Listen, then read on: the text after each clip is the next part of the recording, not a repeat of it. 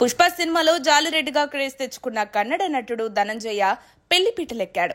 ప్రియురాలు డాక్టర్ ధన్యతతో కలిసి 7 అడుగులు వేశాడు. కర్ణాటకలోని మైసూర్లో శనివారం రాత్రి రిసెప్షన్ జరిగింది.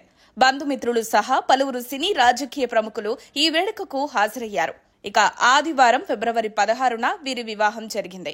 ఈ వేడుకకు దాదాపు 30,000 మంది వస్తారని అంచనా వేశారు. కాగా ధనంజయ్, ధన్యత గత ఏడాది నవంబర్లో నిశ్చితార్థం చేసుకున్నారు. ధనంజయ అసలు పెళ్లి చేసుకోనని ఇంట్లో తెగ సతాయించేవాడట. దీంతో అతన్ని ఎలా ఒప్పించాలని తెగ టెన్షన్ పడిపోయానంటోంది నటుడి తల్లి సావిత్రమ్మ. పెళ్లి చేసుకోమని 5 ఏళ్లుగా వెంటపడ్డానని, ఎట్టకేలకు ఆ శుభకార్యం జరుగుతుండడం సంతోషంగా ఉందని పేర్కొంది.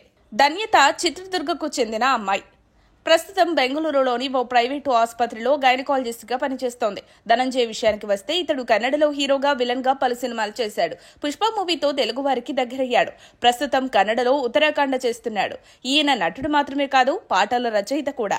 కన్నడలో 10కి పైగా పాటలు రాశాడు.